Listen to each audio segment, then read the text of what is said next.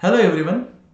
आज अपन एक फिर बहुत ही जरूरी और बहुत ही अच्छे टॉपिक पे चर्चा करेंगे और आज का अपना टॉपिक है दोस्तों हैंड वॉशिंग। डेली रूटीन के अंदर अपने काम आने वाला बहुत ही शानदार टॉपिक है ये।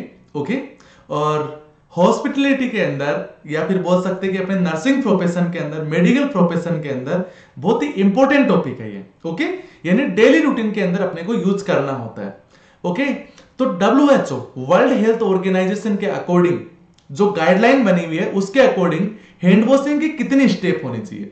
तो दोस्तों सबसे पहले तो मैं आपको बता दूं कि आपने कहीं देखा होगा कि हैंड वॉशिंग की 5 स्टेप बताइए, हैंड वॉशिंग की 6 स्टेप बताइए, हैंड वॉशिंग की 7 स्टेप बताइए। ओके। तो 5 होगी तो क्या होगा, 6 में क्या होता है, 7 में क्या होता है, इन सभी को अपन एक निमोनिक से अपन याद करेंगे जिसके बाद आप कभी भी इसको भूल नहीं पाएंगे। तो ओके। तो सबसे पहले तो बात करते हैं कि जो हैंड वॉशिंग है क्यों करते हैं अपन। पेशेंट को किसी भी प्रकार के इंफेक्शन या इलनेस से बचाने के लिए और उस इंफेक्शन का ट्रांसमिशन होने से बचाने के लिए, यानी ट्रांसमिशन के चांसेस को रिड्यूस करने के लिए और पेशेंट को इंफेक्शन से बचाने के लिए। ओके। हैंड वॉशिंग एक तरह का वाइटल वे है इलनेस और इंफेक्शन से के स्प्रेडिंग होने से बचाने के लिए। ओके। तो हैंड वॉशिंग की जो भी स्टेप्स होती है, 7 स्टेप है, वो क्यों इंपॉर्टेंट है सबसे पहले इन चीजों को समझेंगे। तो दोस्तों prevent the spread of germ, सबसे पहला काम तो क्या है, किसी भी प्रकार के माइक्रो ऑर्गेनिज्म की स्प्रेडिंग को रोकने के लिए हैंड वॉशिंग कंपलसरी है। Nextly stop germs from entering the body, किसी भी प्रकार के माइक्रो ऑर्गेनिज्म को किसी बॉडी के अंदर एंटर कराने से रोकने के लिए हैंड वॉशिंग जरूरी है। मान लीजिए अपन ने हैंड वॉशिंग नहीं किया और अपन ने खाना खा लिया तो इंफेक्शन अपने बॉडी के अंदर जाएगा। Okay. Prevent the spread of germs to other, जो अपना इंफेक्शन है उसको दूसरी जगह स्प्रेड होने से बचाने के लिए यदि अपन ने हैंड वॉशिंग नहीं किया और किसी दूसरे को टच किया या किसी और को खाना दिया तो उस कंडीशन में उसको भी वो फैल सकता है।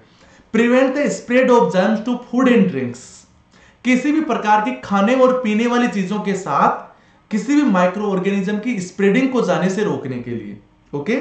Prevent the spread of germs in health care setting, किसी भी प्रकार के माइक्रो ऑर्गेनिज्म का हेल्थ केयर सेटिंग के अंदर स्प्रेडिंग रोकना, ट्रांसमिशन रोकना, इसके लिए भी हैंड वॉशिंग है वो कंपलसरी है। तो दोस्तों ये जो कारण थे, इन कारणों के लिए ही हैंड वॉशिंग जरूरी है, यानी इन सभी चीजों के लिए हैंड वॉशिंग कंपलसरी है। यहां पे ये इंपॉर्टेंट रोल प्ले करता है। ओके। ठीक है। नेक्स्टली अपने को ये मेनली अपन बात करें तो हैंड वॉशिंग कहां कहां जरूरी होती है, अपने को कहां कहां हैंड वॉशिंग डेली रूटीन में करना चाहिए। जैसे बिफोर एंड आफ्टर मील, खाना खाने से पहले हैंड वॉशिंग होना चाहिए, खाना खाने के बाद भी हैंड वॉशिंग होना चाहिए। आफ्टर यूजिंग रेस्टरूम, जब भी आप रेस्टरूम के लिए जा रहे हैं तो उसको यूज करने के बाद भी हैंड वॉश होना चाहिए। आफ्टर हैंडलिंग फूड और गार्बेज, जब भी आप खाने पीने की चीजों को उठा रहे हैं या फिर कचरे को फेंक रहे हैं तो उसके बाद में भी आपको हैंड वॉश करना चाहिए।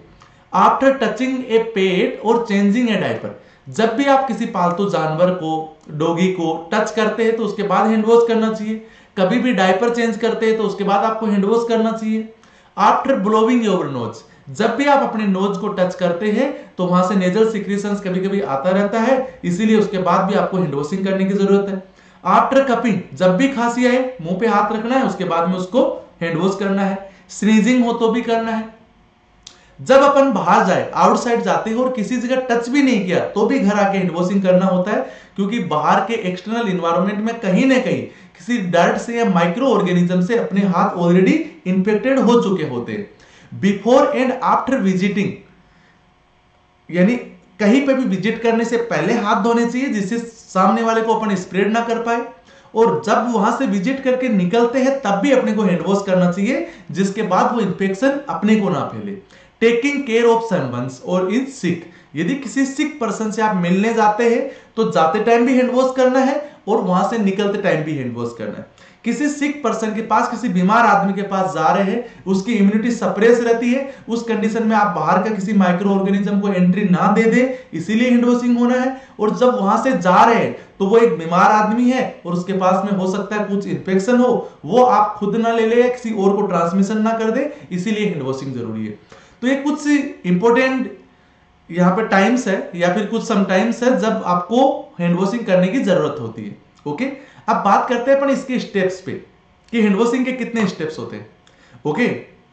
तो अपन सबसे पहले तो इसके 7 स्टेप्स पढ़ लेते हैं, फिर मैं आपको बताऊंगा कि 5 में कौन से करने हैं, 6 में कौन से करने हैं और 7 में कौन से करने हैं। ओके दोस्तों, जब भी आपको 5 स्टेप याद रखने हैं तो सिर्फ आपको याद रखना है सुमन, SUMAN। इन पांचों से SUMAN, इससे 5 स्टेप याद रह जाएंगे। यदि आपको 6 स्टेप याद रखना है तो आपको याद रखना है सुमन कौर। ओके, जब आपको 7 स्टेप याद करने की जरूरत हो तो आपको याद रखना है सुमन केडी। ओके, एस का मतलब सीधा। ओके, एस का मतलब सीधा, यू का मतलब उल्टा। ओके, यू का मतलब उल्टा, एम का मतलब मुट्ठी। ओके, समझ रहे आप, एम का मतलब मुट्ठी, ए का मतलब अंगूठा, ए का मतलब अंगूठा, एन का मतलब नेल्स, एन का मतलब नेल्स, के का मतलब क्लाई।